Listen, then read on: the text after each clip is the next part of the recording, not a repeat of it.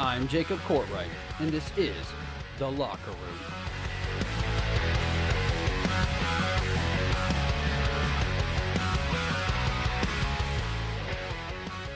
It's time! It is playoff time in the NBA.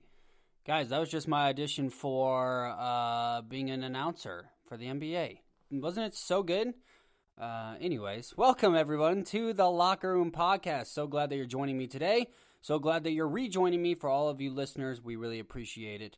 Before we can even get started into this podcast, before I can even talk about the NBA, 1 second, you've got to follow the Locker Room on our social media. Not just pay attention to our social media. Give us a follow, because that helps us out a whole lot more than you would know. The Locker Room Podcast 615 on Instagram, The Locker Room Host Jacob on Facebook, TLR with Jacob on Twitter, and The Locker Room 22 on TikTok.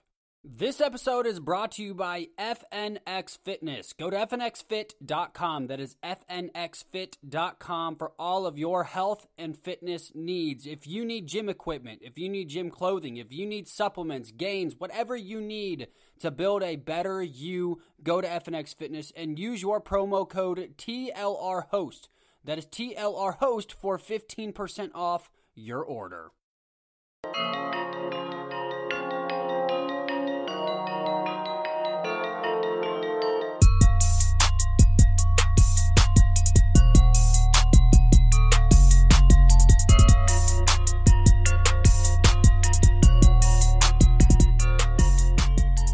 Okay, so every year I make an NBA playoff bracket, right?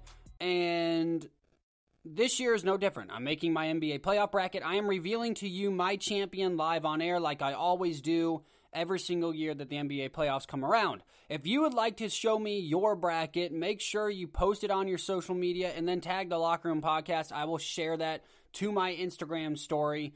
So for those of you that have talked to me about their winners, I'd love to see your brackets. It's a lot of fun. Throw it up on your social media. Tag at the Locker Room Podcast 615 on Instagram. I'll throw it up on my story for you. Give you a nice little shout out. But I can't give you my bracket just yet because there's a lot surrounding this NBA playoff year, I guess I should say.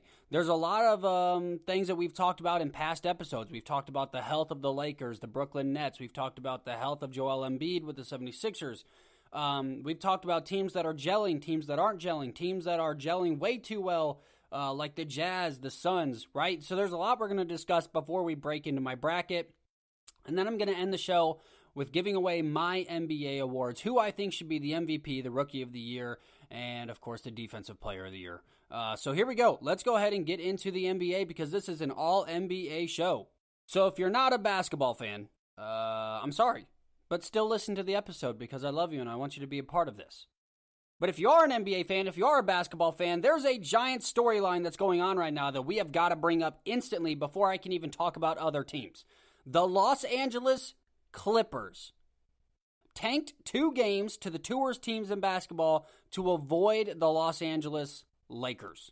I'm not making this up, folks. A professional sports team threw purposely 2 games so that they would not meet the Los Angeles Lakers in the first or second round. So the Los Angeles Clippers went into the weekend at the 3rd spot.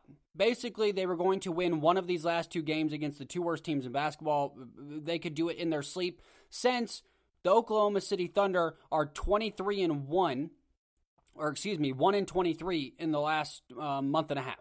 They literally have won 1 game out of their 24 games played. So they play that team, then they play the worst team in basketball, the Houston Rockets. And they throw both of those games. So they ensure that they will not meet up with the Los Angeles Lakers in round 1. So here's what I don't understand. If there's ever a time you want to play the Lakers, it would be in round 1 when LeBron James is still resting that ankle and still dealing with an ankle injury. When Anthony Davis has been in and out of the lineup with ticky-tack injuries for the last couple of days. When Dennis Schroeder has been on health protocol for the last 15 days and hasn't been playing basketball. When Alex Caruso had a tweaked knee and has been out the last 4 or 5 games. This is the time that any team would like to play the Los Angeles Lakers.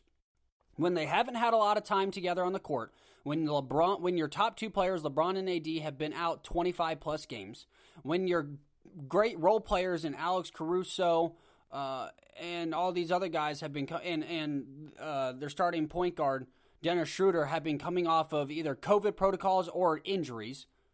When Kyle Kuzma is your main guy, that is the time that you want to play a Los Angeles Lakers team, a team that has not had a lot of conditioning. So the Los Angeles Clippers did one of the weakest team moves in NBA history, which is they tanked a bunch of games in order to avoid the Los Angeles Lakers in round one, which is fine. So they dropped to the 4th seed, and they are probably going to avoid the Los Angeles Lakers in round 2. And for those of you like, oh, I don't even know if Los Angeles is going to get it to make it to round 2. I don't know if the Lakers have what it's got. Okay, guys, I'm not worried, and we'll talk about it later in my bracket. I'm not worried about the Los Angeles Lakers, okay? But I've never seen a team lose to the two worst teams in basketball to try and avoid the other team in their building. The Los Angeles Lakers have struck so much fear into the Clippers that they literally are trying to avoid them at all costs. Hell, last year they went home early to the Denver Nuggets just so they didn't have to play LeBron James and Anthony Davis. And this year, in my personal opinion, their team is worse. They added an older Rajon Rondo who has been hurt for 35 plus games this year, and they're going against a Los Angeles Lakers team that is, in my opinion again, the deepest team in basketball. So you're going against a better Lakers team, but an injury-ridden Lakers team this year with a better bench, and you decide that you're going to try and dip away from that team instead of attacking them early when they're vulnerable. If the Lakers make it to the conference final and to the championship, that means LeBron and AD and this squad are finally clicking on all cylinders. So you're telling me as a Clippers fan, as a Clippers player, you want to meet a fully functioning Los Angeles Lakers team rather than a broken down Los Angeles Lakers team? You're out of your mind. So you lose to the two worst teams in basketball, and you're laughing and you're having so much fun on the bench. This is one of the weakest moves I've ever seen for a team. We saw this happen one other time when Boston tried to ditch the Bulls back in, I think it was 2007, 2010, one of those years. The years where Derrick Rose and Carlos Boozer and Luol Deng, like that whole squad was good, right? The years that they were going to conference championships against LeBron. They tried to do the same thing, and for the life of me, I can't think of who the player was. He said that they had a team meeting. They wanted to avoid the Bulls in the first round. Guess what? No team has ever done that and then won a championship. At least not publicly. Because that Celtics team got swept in the first round. So, this is what I'm trying to say. This is not the mindset of a championship team. This is not the mindset of a team that has healthy understanding of who they are, has a healthy drive to win a championship. This is the mindset of a team that is terrified because they are about to get embarrassed on the big stage once again. Hell, they might even get knocked out in the first round to the Dallas Mavericks. So, by all means, Los Angeles, I hope that you're so much happier being away from the Lakers because you avoid the Lakers. But you now are about to have a fully functioning Lakers team if you make the conference championship. So I would label this move as weak. A lot of people are saying, oh, it's smart. They should want to avoid the Lakers. If there's anybody that shouldn't be avoiding the Lakers right now, it should have been the Clippers while the Lakers are vulnerable. Would you rather have Michael Jordan coming back out of retirement in his first couple games back? Or would you rather have Michael Jordan that has had a full 35 games under his belt and ready to go? Do you want playoff LeBron, playoff AD, Dennis Schroeder, Alex Caruso, Latavius Caldwell-Pope? Do you want all of these guys clicking on all cylinders and then you want to face that team? I don't think so. So the Clippers might have screwed themselves even more. I don't mind the Clippers saying, hey, we're going to tank against the Rockets and then we're going to beat Oklahoma City. Because at that point, again, in the Oklahoma City game, they knew that the Lakers were going to be in that play-in game, right? So they still did one of the weakest moves because instead of just saying, hey, we know we can't see the Lakers in round one, but if we win this game, we can see them in round two, they just said, hey, we want to avoid the Lakers at all cost, and so we're going to throw two of these games. So I just... I can't get enough of it. I mean, you can't make this stuff up. All of you bandwagon Clippers fans that got on my ass last year, oh, the Clippers are the best team in LA. The Clippers are going to dominate the Lakers. And I had been screaming since day one LeBron would be champion that year with the Los Angeles Lakers. All of you Clippers fans are now, I'm sure you're now changing your jerseys, flipping them over to that purple and gold, right? Because at this point, I would be embarrassed to even be associated with the Los Angeles Clippers. You know what this means for the Clippers? This means that they probably have the most pressure out of any team in these playoffs. They have the most pressure to win a championship. If they avoid the Lakers, somehow beat them in the conference final, they can't cap it off with, oh, we had a finals appearance. They have to cap it off with, hey, we won the NBA championship. There's no other way around it. Otherwise, this is one of the most embarrassing things ever. I mean, you have world-famous athletes that are literally tossing games because they're afraid of a 36-year-old LeBron James, a beat-up and worn-down Anthony Davis. Oh, and Alex Caruso. Like, if that's what strikes fear into you, then I'm going to put this out there right now. The Los Angeles Clippers might not even make it out of the first round. Now, let's talk about the Los Angeles Lakers here for a second. The Los Angeles Lakers, on the other hand, didn't try to avoid anybody and are now not being able to avoid Steph Curry, the hottest player in basketball right now. And they play in the play-in game starting on Wednesday. I think it's at like 10 o'clock at night, right? So the Lakers made the play-in tournament because of all the injuries and all that's happening. They're on a 5-game winning streak going into this. So I feel very good about the Los Angeles Lakers going into this. Now, here's what I'm going to say about the Lakers. The Lakers will go as far as a healthy LeBron will take them. I have always said this. If LeBron James is not 100%, if LeBron James isn't 100% come second round of the playoffs, I think they can scoot by and then play in games and the first round. But if he's not 100% by the second round of the playoffs, we might see an early exit from this Lakers team. The Lakers go as LeBron goes. In order for this, especially when it comes to the playoffs, in order for this team to be successful, they're going to have a Superman-like performance. Not necessarily every night because they have another guy in Anthony Davis who can go nuclear by himself, but they're going to have those superhero moments. Moments like we saw in Denver where LeBron went off for like 36 and had the deep three to seal the deal against Denver in Game 5, right? They're going to need moments like that from LeBron, and if he's not healthy, he's not going to be able to deliver those moments. And I don't know that I want to depend on Dennis Schroeder and Anthony Davis to get the job done for you. Now, that being said, the Lakers are the deepest team in this whole tournament. You can't change my mind with that. When you have 3 big guys in Montrezl Harrell, Marc Gasol, and Andre Drummond that could all start at any point and nobody would be shaking their head going, what the hell is that guy playing? When you have wings like Alex Caruso, who has proven over and over again, the Caruso as they like to call him, has proven that he is a very valuable, very good not only defender, but player and smart decision maker, and he can score the basketball, and he can pass the basketball, and he can bring the basketball up. When you have Latavius Caldwell-Pope, who went nuclear last year in the playoffs, when you have Wesley Matthews, who was a starter for the Bucks last year in the playoffs, when you have Dennis Schroeder, who is one of the better point guards in this entire NBA, but also probably the best point guard defender in the entire NBA.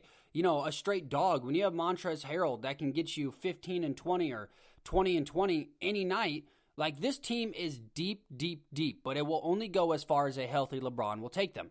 And that's the same thing that I'm talking about when it comes to Brooklyn. A lot of people don't understand my hate with Brooklyn. My hate with Brooklyn is not that they don't have talent. My hate with Brooklyn is not that they don't have big men, right? Like we've seen teams without good big men or at least decent big men win titles before. We have never seen a team that has played a total of 9 games together as a whole unit win a championship in year 1. Look what happened when LeBron went down to Miami. They dominated, and they still didn't win the championship their first year. It takes chemistry. It takes teamwork more than a lot of people think. A lot of people think if you put a bunch of talent together, it's going to be like the All-Star game. They can just get it done. It doesn't work that way because when the rubber meets the road, when there's 10 seconds left and it's a tie ball game, you got to know who's going to take that last shot. You've got to be confident in that person taking that last shot. You've got to have a calm locker room. You've got to have a singular voice. LeBron James is the best leader in basketball, not for the fact that, he's the best player in the world or anything like that, but the fact that there is one voice that all the answers come from, and that's LeBron James. The Nets have Kyrie Irving, who's in sometimes, out sometimes.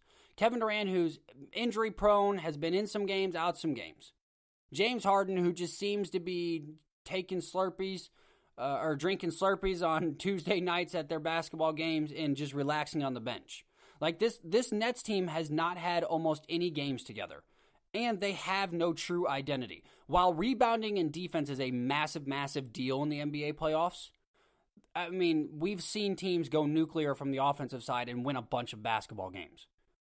But I'm nervous about this Brooklyn team when it comes to the fact that Kyrie Irving is already back to, he doesn't know, basketball is not his main focus. His main focus is not to win a championship. His main focus is the social injustice issues, which is fine.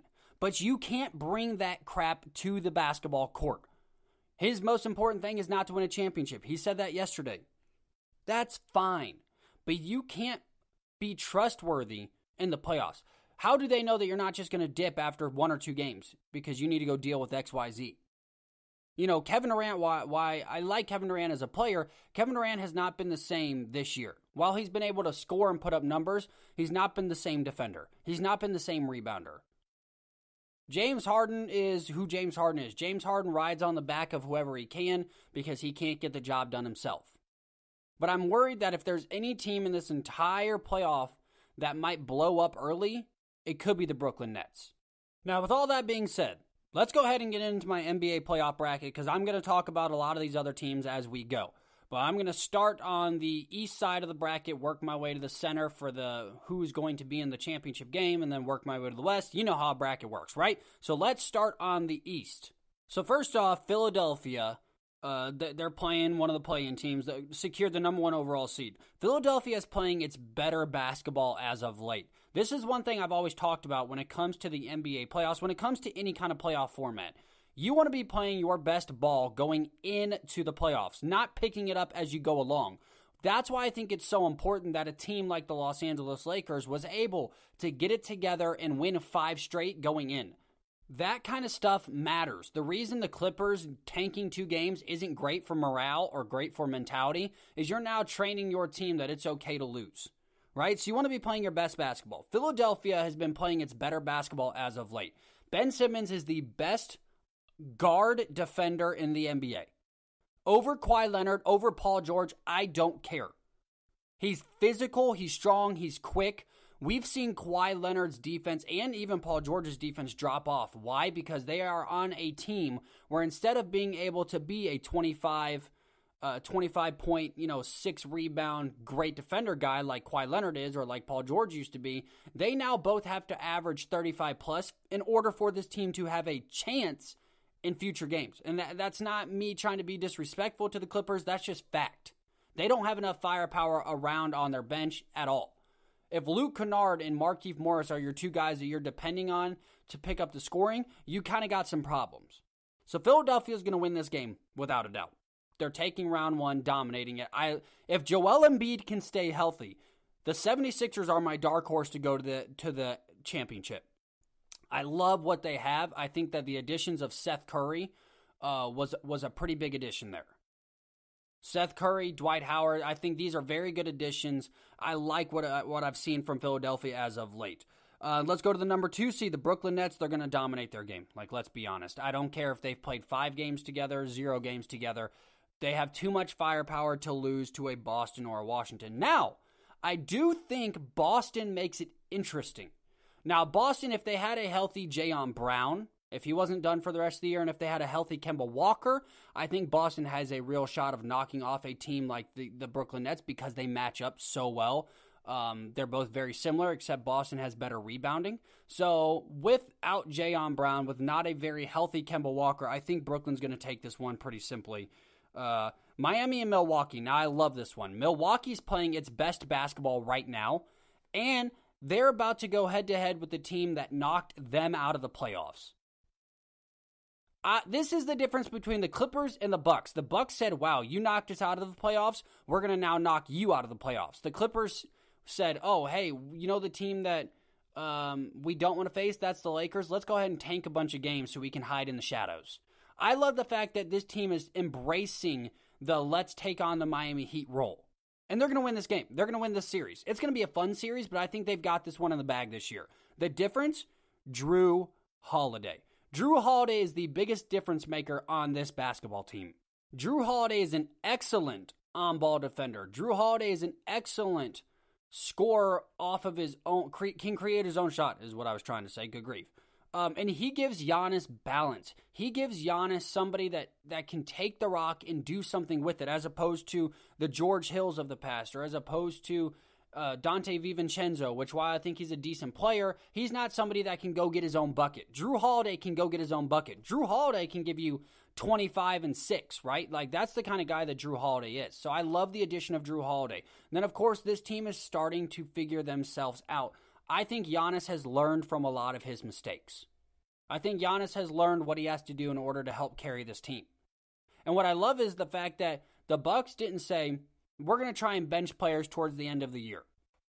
The Bucks didn't say, we want to avoid Brooklyn or we want to avoid whoever. Like, the Bucks said, hey, we're taking this on. Full steam ahead. We're taking it on. I like the Bucks in this matchup.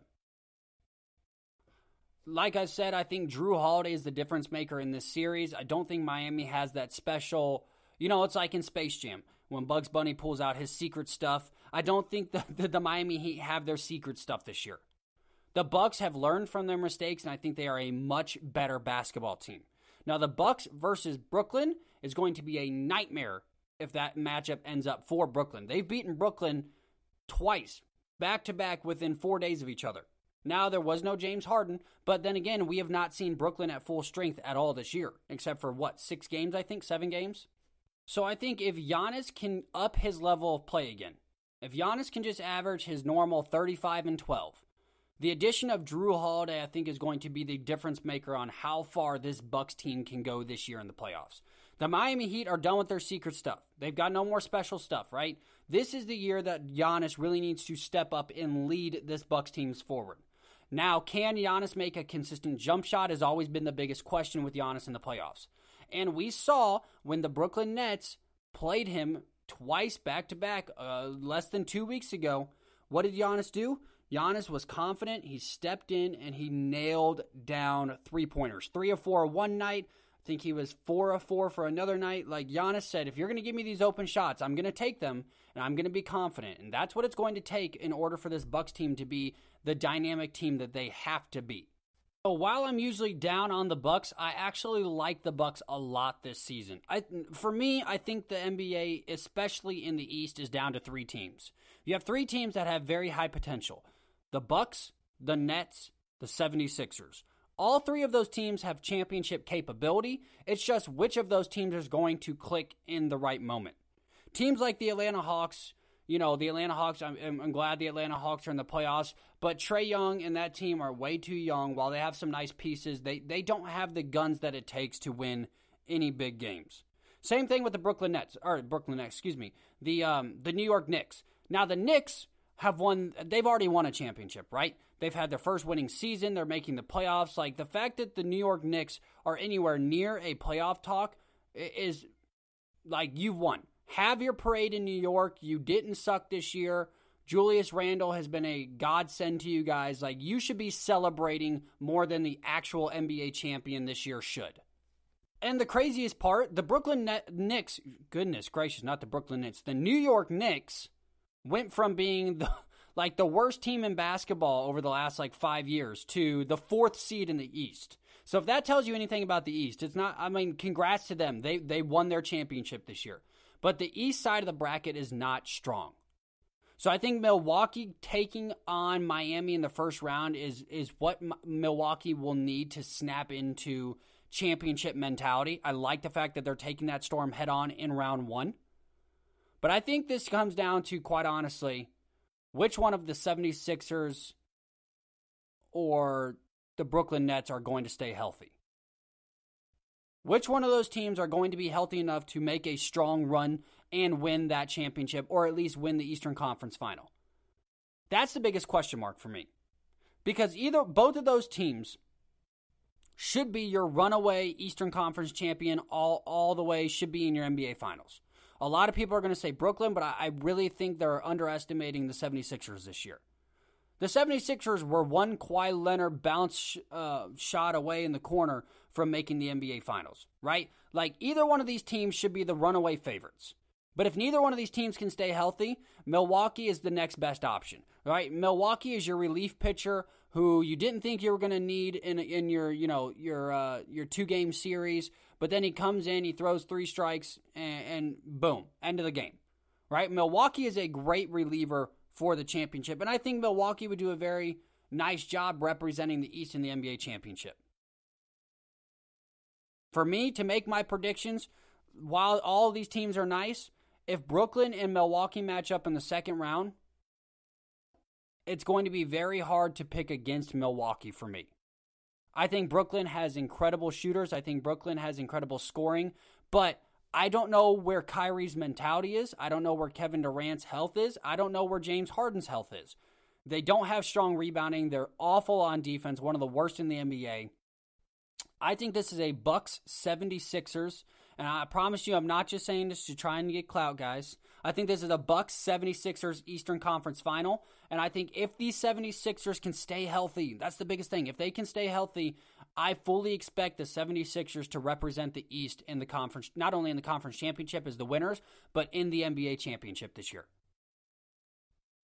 I like the 76ers. I think the 76ers have a very small window, and that window is this year.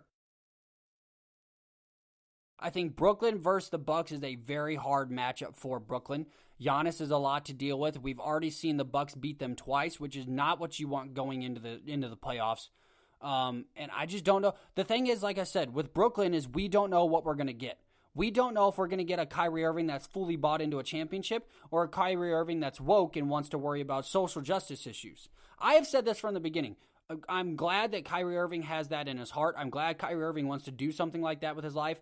Then Kyrie Irving, what he needs to do is retire from the game of basketball. Stop being a detriment to your team by missing games to deal with your own personal stuff and go focus on that. I say this about every athlete. If you have an issue about something and you say you don't think you can play your sport, then good.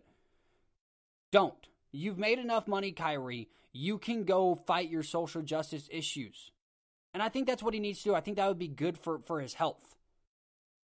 So are we going to get a Kyrie Irving that's bought in, or are we going to get one that's half in, half out? You can't have a Kyrie Irving like that.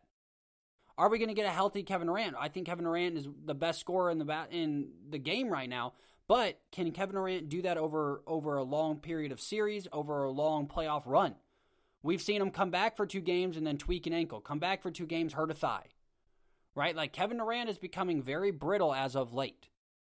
And we don't know what James Harden is going to be, and then we don't know what this team is going to be with all of them together. We know that they're good. We know that they're amazing scorers. We know that they're the 2 best, maybe even the 3 best scorers in all of basketball right now. But I don't know what we're going to get from Brooklyn. I just can't, in this moment, excuse me, in this moment, putting all my chips in the center of the table because that's what I'm doing right now, I cannot pick Brooklyn to win the East or even win the NBA championship. I am going to pick the 76ers to come out of the East and represent. Now on to the West. One of the more interesting sides of the bracket for sure. Whenever you have a Los Angeles Lakers team that is in the play-in tournament, this is going to be very interesting.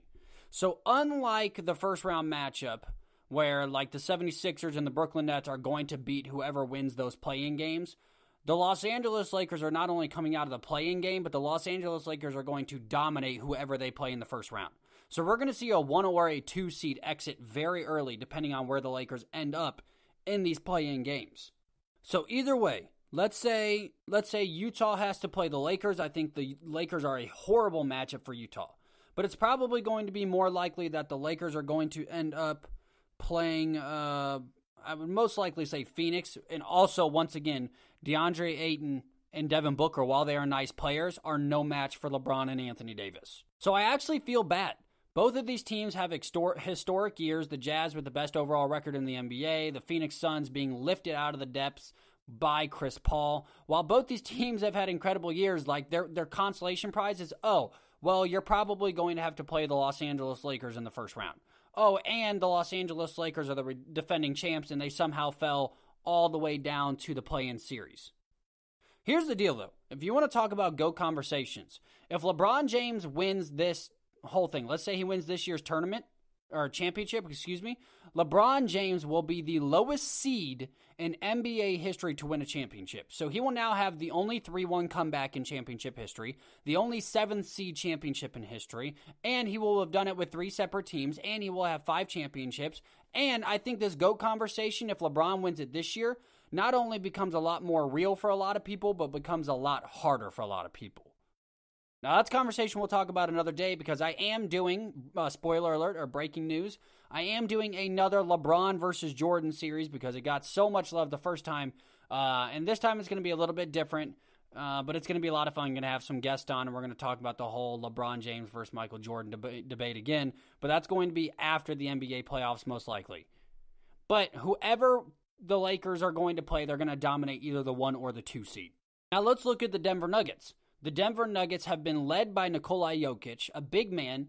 After Jamal Murray went down, this very rarely do you see a big man lead franchises not only into the playoffs, but with a high ranking and high seeding in the playoffs, right? Like, Nikola Jokic has dominated the league and kept this team afloat with a very young co-star. You know, Jamal Murray done for the rest of the year, but this Denver Nuggets team, I don't know, has the magic to get past where they are now.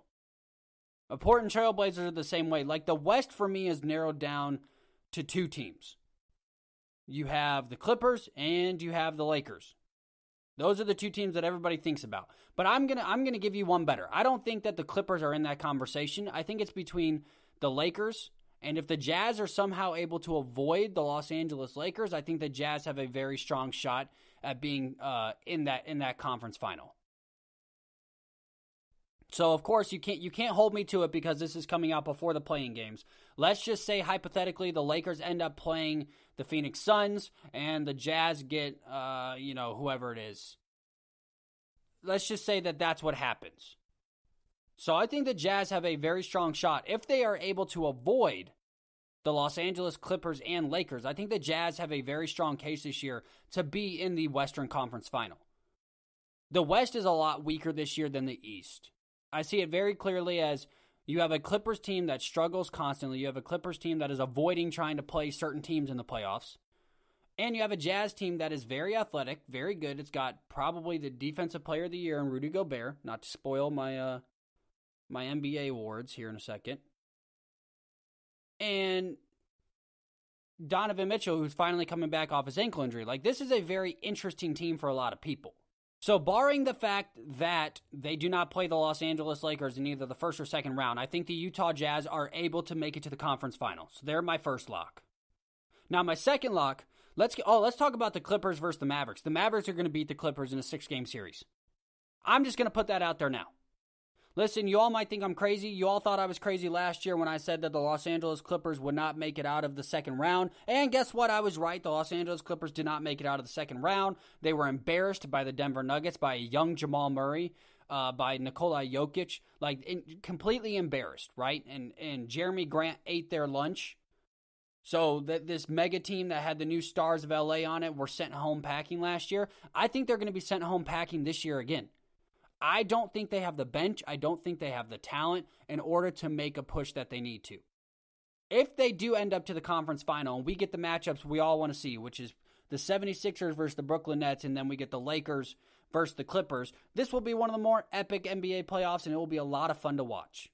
But the problem is the Brooklyn Nets and the Los Angeles Clippers have to win basketball games in order to get to those spots.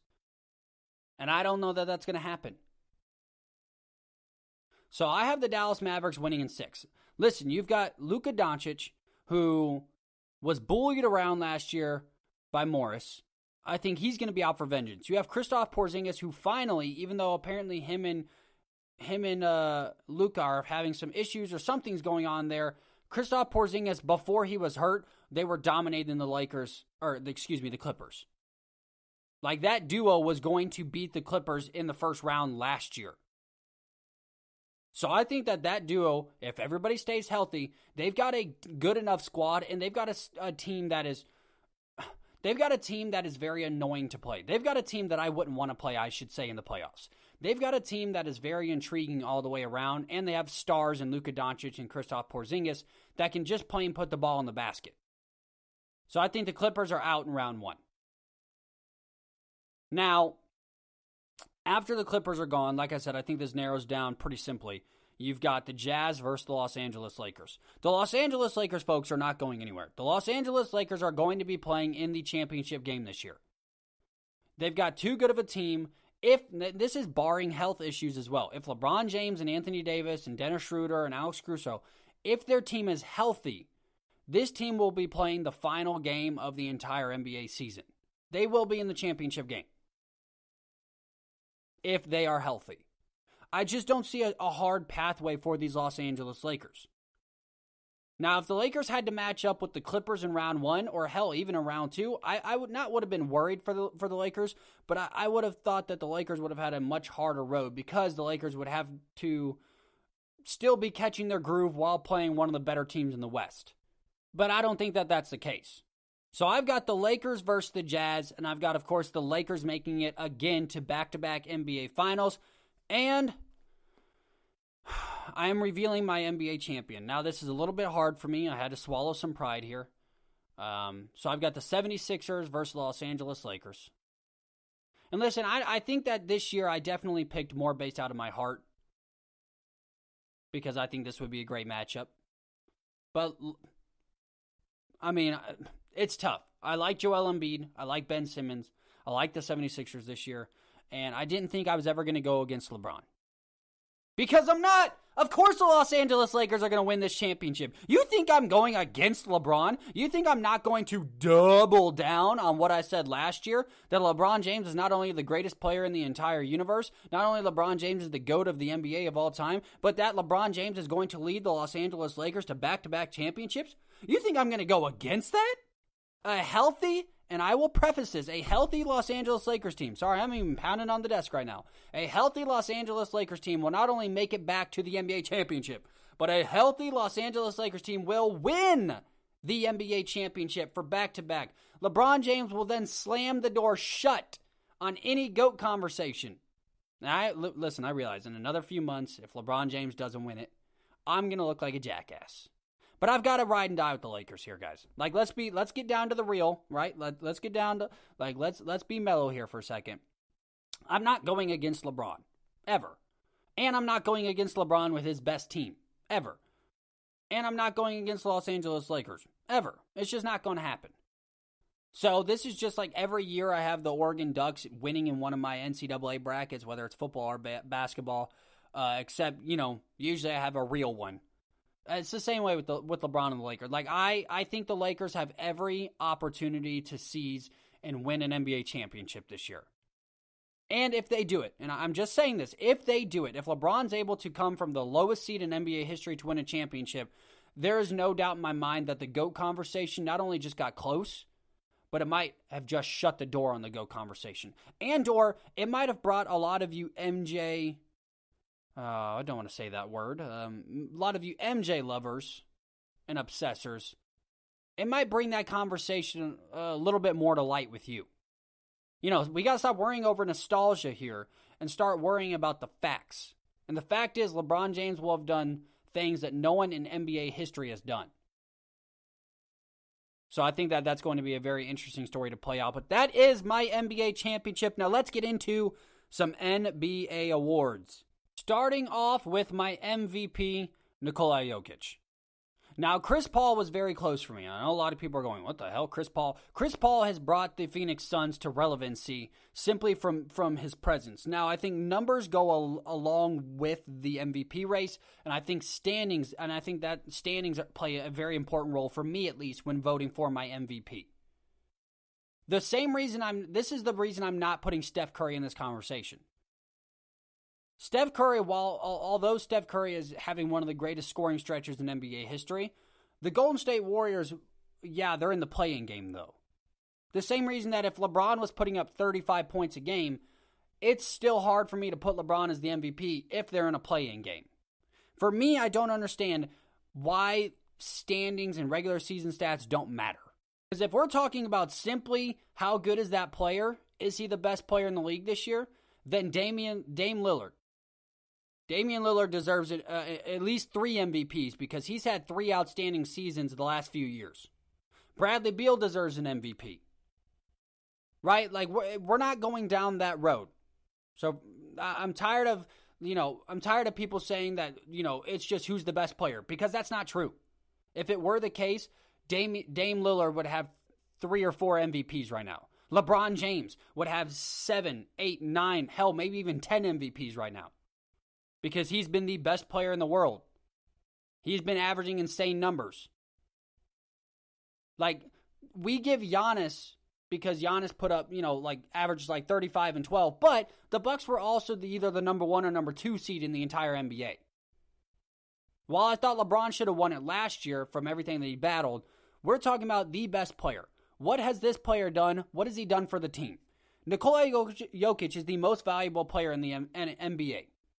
He not only kept this Nuggets team afloat, he propelled this Nuggets team to the 3rd seed in the NBA on the West side. While it's not easy for sure, but Nikola Jokic basically carried this team on his back, averaging like 25, 7, and 7. So Nikola Jokic is my MVP, runaway MVP. Chris Paul was my close second. But like I said, I think standings matter. I think everything as a whole has to matter, not just can you put the ball in the bucket. And that's not how it's voted upon. Because if that were the case, like I said, there are several players that have deserved an MVP that have never gotten one. And if we're talking about giving the award to the best player in the league at that time, then we have a whole lot of MVPs that should have been handed out to a whole lot of different players back in the day. Defensive MVP, no matter how much I want to not say it, Rudy Gobert.